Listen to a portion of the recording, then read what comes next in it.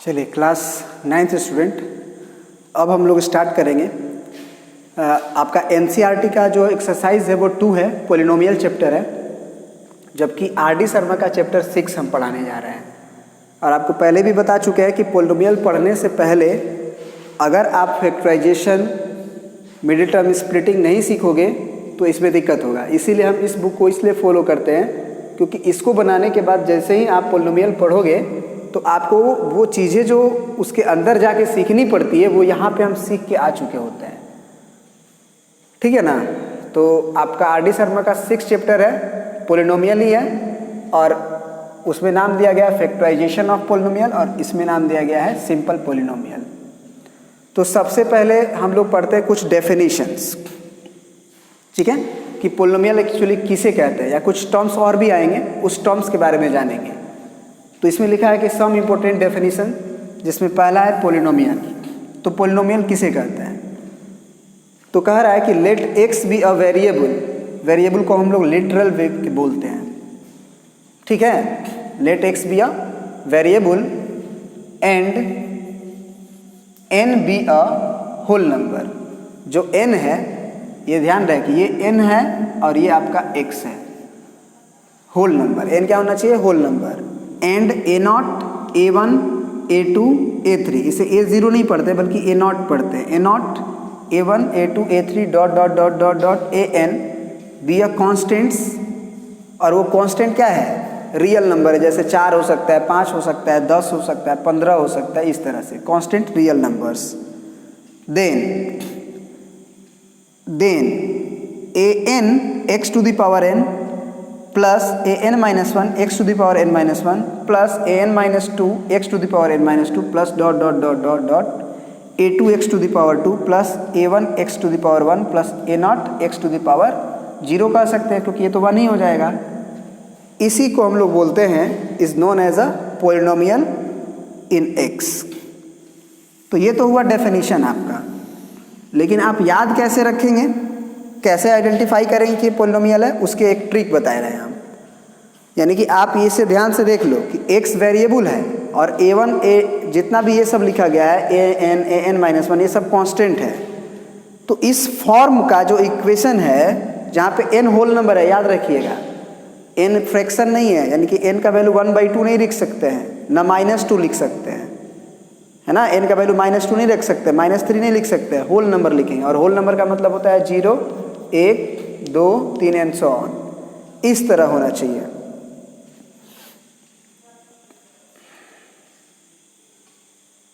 ठीक है। एक और बात आपको समझा रहे हैं एक्चुअली,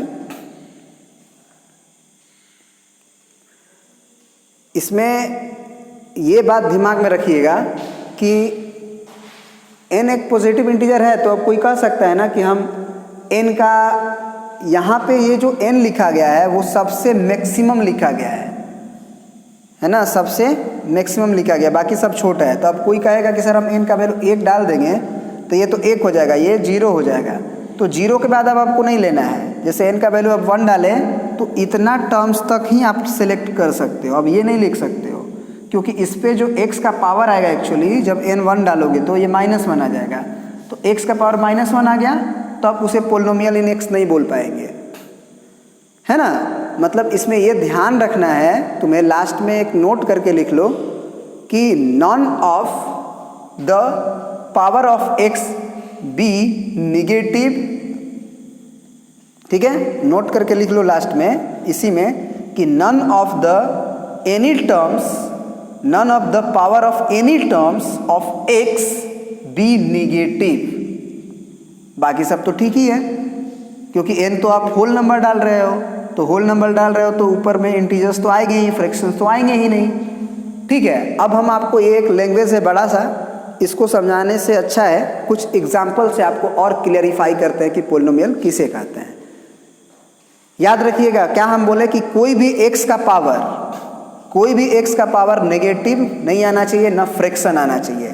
कांस्टेंट टर्म्स जो हैं वो सब फ्रैक्शंस में आ सकते हैं, डिवाइड में आ सकते हैं, रूट में आ सकते हैं, लेकिन x का पावर नहीं आएगा। तो देखते हैं बेसिकली कह क्या रहे हैं एक्चुअली, इसे मिटा के, इसे प्रिंट आउट कर लीजिए आप लोग। चलिए देखिए, अब बेसिकली आप समझिए कि पोलिनोमियल किसे कहते हैं। होता क्या है कि आप कोई भी पोलिनोमियल लिखिए, मतलब x में पावर का लिखिए, जैसे एक्स क्यूब प्लस 3 लिख लिए plus 5x square plus 2x plus 5 ऐसे लिख लिए। तो इसमें ईच टर्म का पावर ऑफ x जो है वो देखिए, पावर ऑफ x जो होना चाहिए वो होल नंबर होना चाहिए, और बाकी सब में कोई दिक्कत नहीं है। और वो जो पावर होना चाहिए वो न्यूमरेटर में होना चाहिए, मतलब x कहाँ होना चाहिए, ध्यान रखिएगा कि x कहाँ होना चाहिए, न्यूमरेटर में, और न्यूमरेटर में, और उसके बाद पावर जो होना चाहिए वो होल नंबर होना चाहिए। अगर ऐसा है तो बस हम उसे पोलिनोमियल कहेंगे। तो यहाँ पे देखिए x का पावर 3 है, x का पावर 2 है, x का पावर 1 है, यहाँ पे x का पावर 0 लिख सकते हैं। तो प्रत्येक टर्म्स में जो x का पावर आ रहा है वो एक होल नंबर है। तो दिस इज कॉल्ड, इसे हम कह सकते हैं कि ये हमारा एक पोलिनोमियल है। ये बताइएगा, √3x square plus 5x plus 2 ये एक पोलिनोमियल है कि नहीं? तो है, क्योंकि x का पावर ही बस देखना है। अब ये बोले तब x का पावर 1/2 3 प्लस 2x प्लस 5 ये पोलिनोमियल है कि नहीं? तो नहीं है, क्योंकि पावर जो है 1/2 आ गया, फ्रैक्शन आ गया, तो ये पोलिनोमियल इन x नहीं कहलाएगा। फिर अगर हम ये कहें cube root of x plus 2x square plus 3 तो ये भी पोलिनोमियल नहीं है, ये भी पोलिनोमियल नहीं है, क्योंकि यहाँ पे x का पावर आपको बताया जा चुका है एक्सपोनेंट में, यहाँ पे 1 छुपा रहता है और ये 1/3। इसीलिए हम ये चैप्टर RD शर्मा से लेते हैं, क्योंकि इसमें पहले एक्सपोनेंट पढ़ाया है। तो एक्सपोनेंट पढ़ लेने से ये क्लियर हो जाता है कि आप इसको कैसे लिखते हो या सिंप्लीफाई कैसे करते हो, है ना, लिंक रहता है ना एक दूसरे से। चलिए, तो अब आप समझ गए कि ये भी एक पोलिनोमियल नहीं है, क्योंकि x का पावर फ्रैक्शन आ गया, 1/3 आ गया, जबकि होना चाहिए होल नंबर। नंबर्स में कोई दिक्कत नहीं है, ये जो नंबर्स हैं वो फ्रैक्शन में हो सकते हैं, उसमें कोई दिक्कत नहीं है। x का पावर बेसिकली देखना है। अब बताइएगा कि ये एक पोलिनोमियल है कि नहीं? तो ये एक पोलिनोमियल है। क्यों? क्योंकि नंबर से कोई मतलब नहीं है, नंबर डिवाइड में हो सकता है, x का पावर बस डिवाइड में नहीं होना चाहिए। चलिए, ये तो हो गया। अब कुछ और एग्जांपल्स लेते हैं आपके सामने, और अब एग्जांपल्स मान लीजिए ये ले लेते हैं, 2 divided by x square plus 3x plus 5 ये एक पोलिनोमियल है कि नहीं? सोचिए। तो ये एक पोलिनोमियल नहीं है।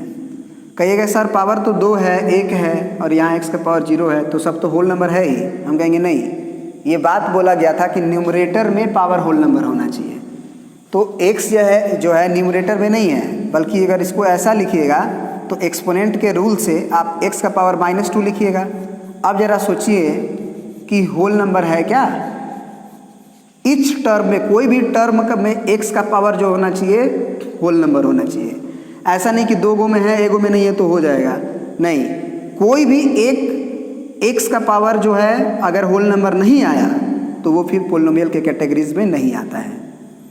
ठीक है, अब ये बताइए तो 2 डिवाइडेड बाई x का power -3 plus x 5 plus 2x plus √2x का पावर 7 ये एक पोलिनोमियल है कि नहीं?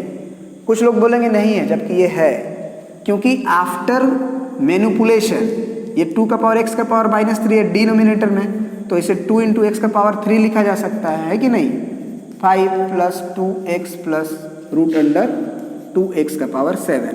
तो अब देखना है, न्यूमरेटर में करने के बाद x का पावर देखना है। ठीक है, इसे हम लोग कहते हैं पोलिनोमियल पहचानना। तो ये पोलिनोमियल इन x कहलाता है। ये क्या कहलाता है? पोलिनोमियल इन x।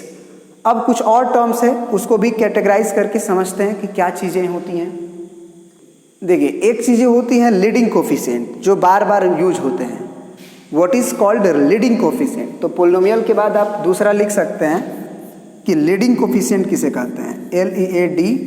LEADING, leading coefficient. पहले तो इसके पहले कोफिशिएंट समझ लीजिए, कोफिशिएंट। कोफिशिएंट किसे कहते हैं? जैसे जितने भी ये नंबर्स हैं ना कांस्टेंट 3, 5, 2, 5, इसे ही हम लोग कोफिशिएंट कहते हैं। यहाँ पे क्या है 2 है, इसमें तो ये पोलिनोमियल ही नहीं है, लेकिन कोफिशिएंट्स को हम 2 ही बोलेंगे, 3 ही बोलेंगे। अगर इसमें आए तो इसमें कोफिशिएंट 2/3 है, 7 है, 5 है। मतलब कोफिशिएंट कह सकते हैं कि जो गुणांक में लगा हो, जो मल्टीप्लाई में लगा हो। जैसे हम पूछे कि x³ का कोफिशिएंट क्या है तो 3 है, x² का कोफिशिएंट क्या है 5 है, x का कोफिशिएंट कितना है 2 है, कांस्टेंट टर्म क्या है 5 है। ठीक है ना। इसमें हम बोले आपसे कि x³ का कोफिशिएंट कितना है 2 है, x का पावर 5 का कोफिशिएंट कितना है 1 है, x का कोफिशिएंट कितना है 2 है, x का पावर 7 का कोफिशिएंट कितना है √2 है। तो कोफिशिएंट बेसिकली होता है उसका मल्टीपल में लगा हुआ कांस्टेंट नंबर। ठीक है ना। हाँ, यहाँ पे ये पूछ सकता है कि 2 का कोफिशिएंट कितना है, तो आप जवाब दोगे x³, क्योंकि 2 के जो मल्टीप्लाई में लगा रहेगा वो 2 का कोफिशिएंट कहलाएगा। तो इसमें 2 के कोफिशिएंट में तो ये भी है, ये भी है, तो सबसे पहले 2 कॉमन लेना होगा और 2 कॉमन लेके x³ प्लस x बनाना होगा। अब 2 नहीं है कहीं भी, तो 2 का कोफिशिएंट एक्चुअली हम ना 2 कहेंगे ना x³ कहेंगे ना x कहेंगे, बल्कि 2 का कोफिशिएंट होगा x³ प्लस x।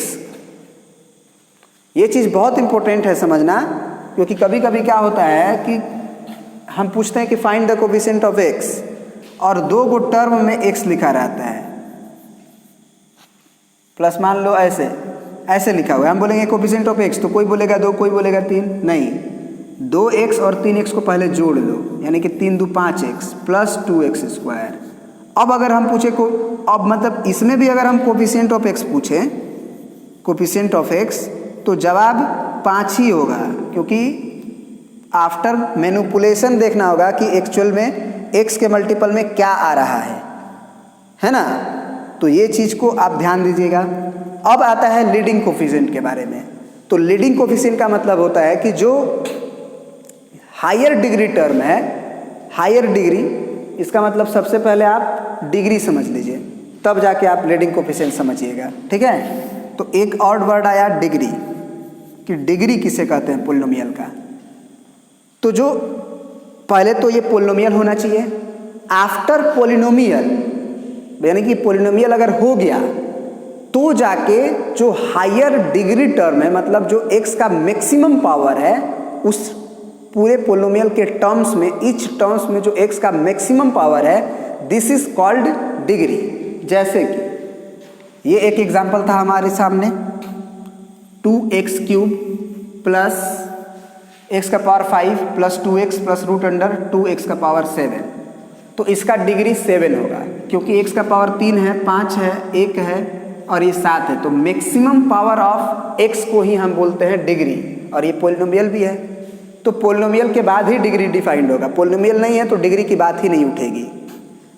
इसमें अगर हम पूछे कि डिग्री क्या है, तो इसमें डिग्री आपका 2 है, क्योंकि यही मैक्सिमम पावर है और पोलिनोमियल भी है, x का पावर होल नंबर भी है। ठीक है। इसमें अगर हम पूछे कि डिग्री क्या है, तो इसमें डिग्री आपका 3 होगा, क्योंकि x³ के बाद जो टर्म्स हैं उसमें x का पावर कम है उससे।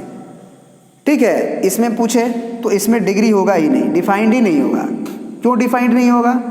क्योंकि ये पावर जो है वो फ्रैक्शन है। इसमें अगर डिग्री पूछे तो 3 होगा। तो डिग्री समझ गए। अब जो हायर डिग्री का कोफिशिएंट होता है उसे लीडिंग कोफिशिएंट के नाम से जानते हैं। ये नोट करके सब लिखते रहोगे कि the coefficient of higher degree term is called leading coefficient. जैसे इसमें लीडिंग कोफिशिएंट क्या होगा, √2 होगा, क्योंकि जो हायर डिग्री टर्म है, यानी कि डिग्री जो डिफाइंड होता है उसके कोफिशिएंट से, माने मैक्सिमम पावर वाला जो टर्म है उसके कोफिशिएंट को हम लोग लीडिंग कोफिशिएंट कहते हैं। तो इस पोलिनोमियल का लीडिंग कोफिशिएंट √2 है। अगर वहीं पूछे कि इस पोलिनोमियल का लीडिंग कोफिशिएंट कितना है, तो x³ है, x है और 0 है, तो 2/3 को लीडिंग कोफिशिएंट कहेंगे। उसी तरह से अगर हम इसमें पूछे कि लीडिंग कोफिशिएंट कितना है, तो इसमें देखो तो 2 है। समझ गया ना। तो leading coefficient is the coefficient of higher degree term या हायर डिग्री वेरिएबल। तो ये लीडिंग कोफिशिएंट्स भी हो गया। ठीक है। चलिए अब चलिए, अभी तक हम लोग ने क्या सीखा कि पोलिनोमियल किसे कहते हैं, तो उसमें था कि every terms the power of X is whole number. उसके अलावा एक नंबर्स जो हैं, कोफिशिएंट्स जो हैं, वो कुछ भी हो, रूट में हो, कोई फर्क नहीं पड़ता है, उसका पावर कुछ भी हो, कोई दिक्कत नहीं होता है, बस एक्स का पावर होल नंबर होना चाहिए। फिर पढ़े कोफिशिएंट, तो जितने भी वेरिएबल्स हैं उसका जो मल्टीपल है उसे हम लोग कोफिशिएंट्स के नाम से जानते हैं। फिर आया डिग्री, तो डिग्री का मतलब होता है कि द एक्सपोनेंट ऑफ या the power of higher degree term, या फिर द पावर ऑफ हाईएस्ट, है ना, the maximum power of exponent in polynomial. समझ गए। फिर लीडिंग कोफिशिएंट, जो हायर डिग्री टर्म है जिससे डिग्री डिफाइंड होता है, उसके कोफिशिएंट्स को हम लोग लीडिंग कोफिशिएंट्स के नाम से जानते हैं। एग्जाम्पल्स भी आपको साथ में कराते चले गए। अब पांचवा एक वर्ड आता है